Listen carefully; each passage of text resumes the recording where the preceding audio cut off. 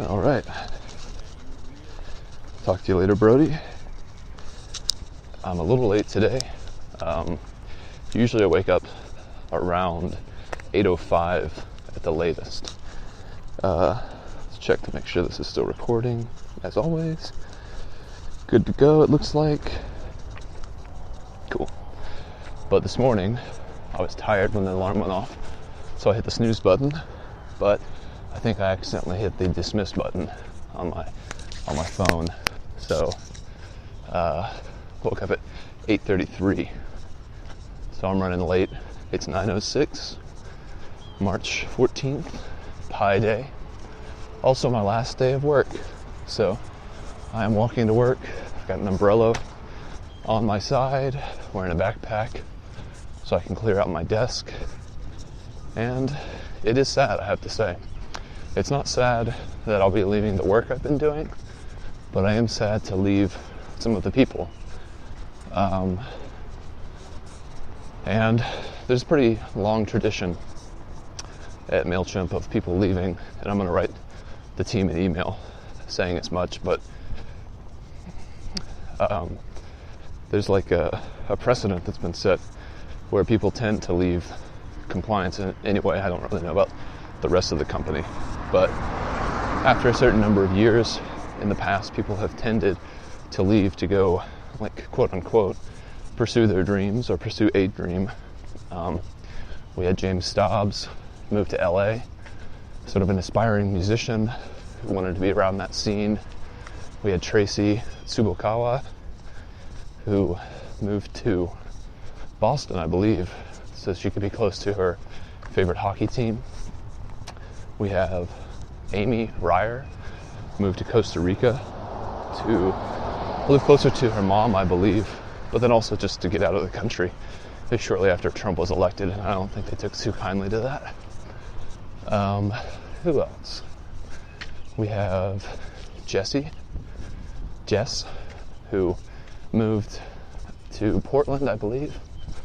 It was either Portland or maybe Seattle, but she has a drama company. And then we have Allison, who moved to Portland or Seattle just because she hated Atlanta. I totally respect that. Wanted to live in a real city where you could actually smoke weed and not have to worry about going to jail or being around people who are, Southerners, for all the reasons that one may not want to be around those types of people. Out here on the Beltline now. I'm trying to think if there's anyone else who's left from compliance to go pursue something. Well, even if there is one I'm overlooking, all that just to say, like, being at MailChimp, if you're wise with your money, you can certainly start to save a lot. And if you don't have children, and perhaps you don't own a house, although I do, you can amass a pretty good quantity of money, and then you can use that to go and do something. So here I am about to set out myself after working at MailChimp for 5 years, and it really doesn't feel quite real yet. I mean, in any case, on a normal Thursday, I would just be about to start my weekend. But now, this is like the ultimate weekend. I'm about to start a long weekend. It reminds me of Bilbo Baggins when he was talking to Gandalf. He's like, I need a vacation, a long vacation, and I don't think I shall return, or something like that. Not to say I won't go back to MailChimp in the future. Who knows? I really don't know what my attitude toward a lot of things will be when I return. And I certainly would never want to burn a bridge with MailChimp. It's been such a great place. Again, for all the reasons I've said, but also it's just a bunch of great people. And I'm spoiled because I've never worked anywhere else as an adult and as a career. So I don't really know how bad it can be. I've heard horror stories from other people. But me personally, every place I've ever worked, I guess I found good people there. And so it's always with the bittersweetness when you leave. And I'm not one for fanfare or for attention, really. I don't like it because it's just anything that's contrived. It's hard for me to deal with it. Whether it be a stand-up comedy set, not that I give those, but I can't really watch those and enjoy it just because it's not extemporaneous. If I'm using that word correctly, it's the first one that came to mind. So yeah, bittersweet feelings, and I don't know if it's fitting or unfortunate that I wake up late on my last day. You know, I was rushing around this morning, make sure the dogs were fed, make sure they went outside, drinking a quick cup of coffee, and listening to Brody Stevens. So, you know, it was rushed, but thankfully I didn't wake up at like 9 o'clock. That would have set the mood in a bad way for my last day. But to be fair, it doesn't really matter if I show up late. And I won't even be that late. I mean, let's be honest here. I'll probably only show up like at 10:07 at the latest. And that's if I don't elect to run. If I run at any point on this walk, I can recoup all the time I lost by sleeping. And so that's always an option. But when I choose to run, then that's usually when I develop a new injury. And I don't know if it's worth it. I mean, it's not really an injury, but a new pain. You know, I have a slight pain in my left foot arch. I think it's because these shoes I'm wearing are coming to an end. And when I'm out here walking on the unfinished belt line, occasionally I'll step on a rock that will go into my arch. And so I think sometime earlier this week or last week, I might have stepped on a rock wrong and hurt myself a little bit. But it's getting better, always. That's one of the most amazing things that I've noticed about all this pain that I've developed with walking and running is just that, you know, the worse the pain, I wouldn't say the quicker it heals, but the more noticeable the pain, the more aware I am of how quickly it does go away. And you know, sometimes that's a matter of a couple weeks, because I'm not taking any days off really. I think the only day I've taken off walking was when I helped Erica and her dad with the flooring. I did not walk that day, and I think that might be the only day I haven't walked since November. So, you know, thankfully, I think walking is something that is an active recovery item, and so I don't feel like I'm doing myself a disservice by continuing to walk even if I do have a slight pain. I think it's ultimately what helps to smooth out that pain and to get stronger. And walking and running has also been the first time in my life that I've stretched, really. And at MailChimp, there's a bunch of staircases that I tend to take. I don't ever take the elevator unless I'm with someone else and I don't want to make them take the stairs. So I'd probably say I climb 20 flights of stairs a day, perhaps. I think that's fair, yeah. And during my ascent of the stairs, I tend to stretch. And typically if I do have a soreness or a pain, I can isolate it and really stretch it out. And stretching has gone a long way to healing. I had a really tight hamstring in my right leg from all of the flooring work that we were doing. There was a lot of squatting and a lot of, I guess, getting on my knees and back up to my feet. And so that was a big tightness in my right leg. And I've been able to stretch that out pretty well. So, you know, it's been a learning experience. And I think I'll hit the trails particularly strong. Again, a lot of people who I follow on Instagram and YouTube and who are also a part of the podcast collective that I'm a part of, they've already started. I think they're trying to avoid the bubble. I'm not trying to avoid the bubble.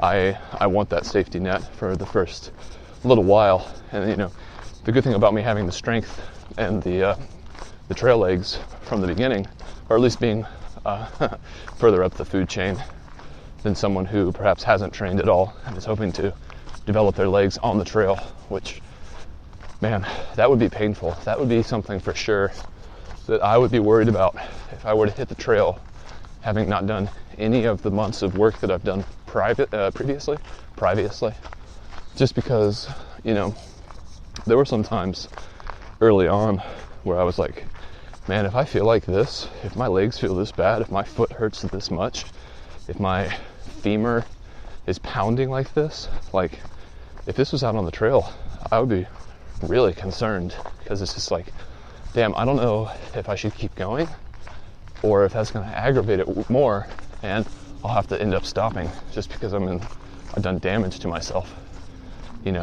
So thankfully, all this preparation time has gotten me into the mindset that I realize now, there's a pattern here. You do something new, you do something extreme with your body, and the day after, it hurts really bad. But you stretch it out, you try to compensate for that pain, and you keep going. And as long as there's not something that I guess is obvious, which that's really hard to define. It's hard to say what would be like an obvious injury when you're dealing with like ligaments and all those types of things. But anyway, that would be disheartening. And I know a lot of people go on to the Appalachian Trail to try to get in shape, but that's pretty extreme. They say, like with things like kettlebells and stuff, you don't want to lift too much too quickly, because there's a definite learning curve, and you could blow parts of your body out, because if you don't have the proper technique, which is something that I didn't have, and when I'm running, still really don't have, because I'm still developing little niggles when I run. Improper technique and then too much weight and too much repetition, that can cause injury. So all that to say, I don't know where I am on the learning curve, but I know that I'm not at the beginning anymore. I've been at the beginning. I remember the day after getting back from biking to Augusta with John, when I first ran to work, that was the beginning of the learning curve, because my body was wrecked. I was in so much pain. It was incredible. I remember getting to work that day, the first day I ran, and I felt great. I had a huge runner's high, and I came to realize upon reflecting that I felt so good because I was about to feel so bad. I think there was a rush of endorphins because my body was like red alert. We're taking heavy losses, flood the body with endorphins because everything's ripped to shreds, and we're going to have a lot of time that we need to repair and replace all this stuff. So we can't do it right now. This is too much. We're overwhelmed. Tell the hypothalamus to release the feel-good chemicals first, because this is too much. We gotta anesthetize before we can operate. So yeah, I don't know, to switch the subjects now back to the present. I don't really know how I'm gonna spend these next 2 weeks before I get on the trail. I definitely want to try to see as many people as I can. I think I'm gonna try to see my friend Josh on Monday, then maybe walk up to where Lindsay Glass works sometime later that same week. Obviously, I'll be sort of dialing in my gear. Tomorrow I'm planning on walking to Lilburn, going to my parents' cabin, and sleeping out in the yard with my tent. It'll be a good little test of that whole setup. I don't think it'll be too cold, and even if it is, who cares? That's something that I won't be able to control. And if there's rain, who cares? I need to sleep out there regardless. Doesn't matter what the conditions are. So yeah, it's pretty unreal. And again, it is sad and bittersweet. I'm not really, I think that this is a feeling that points to me doing the right thing.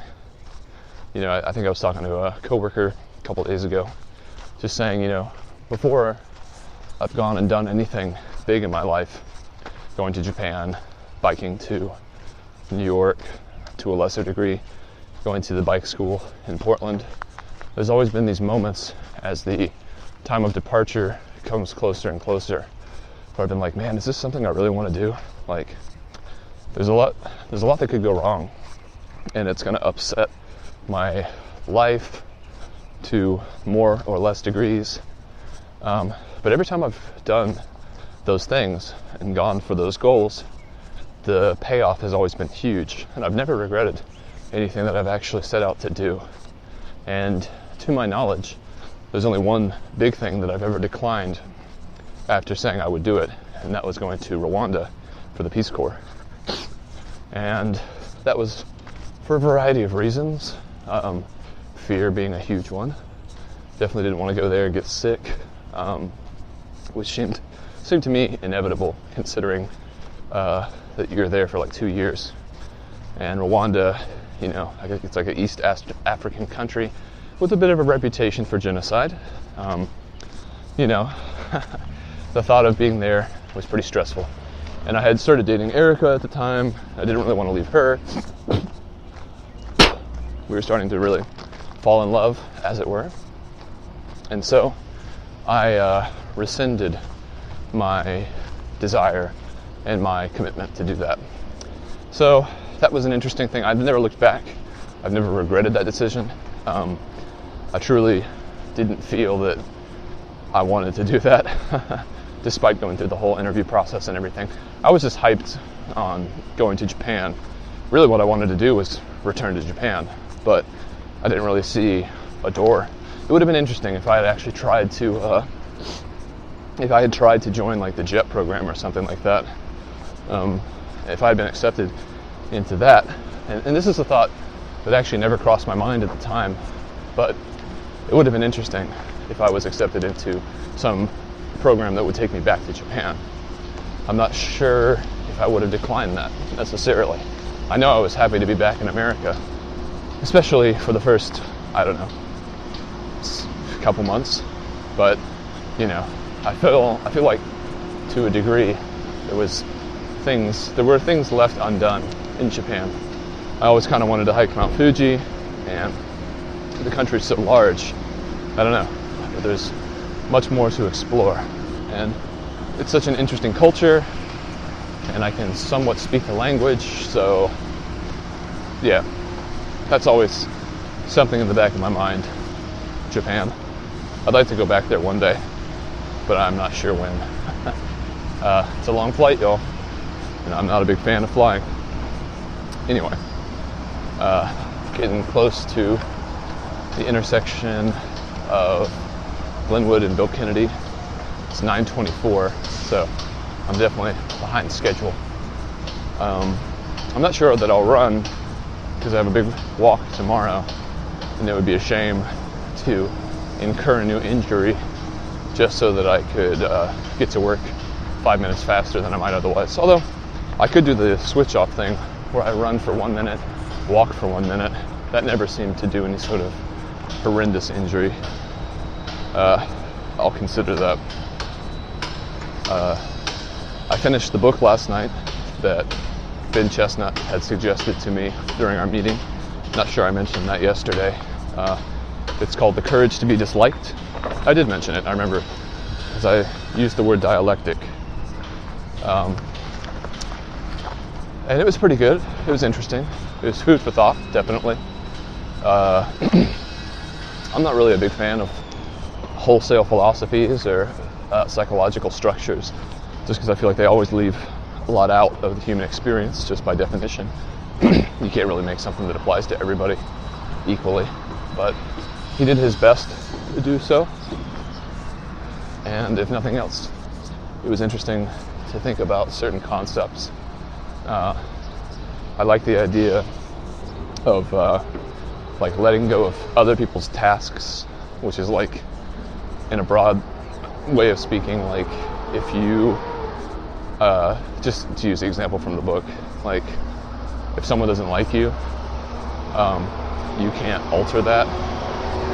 That's their task. The only thing that you can control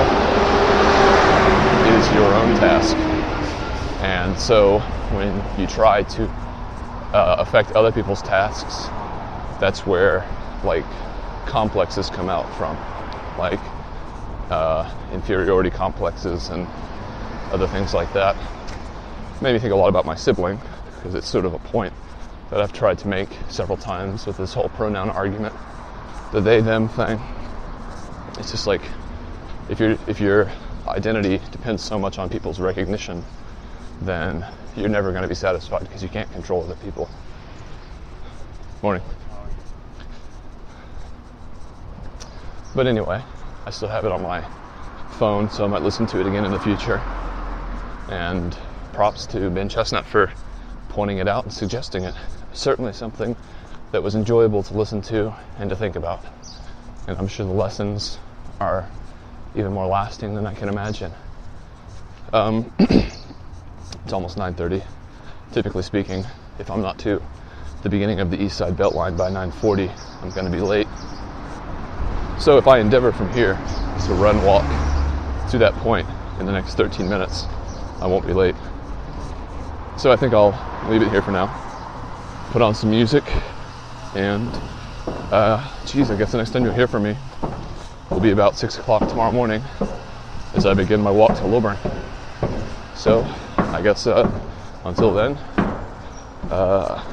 take care.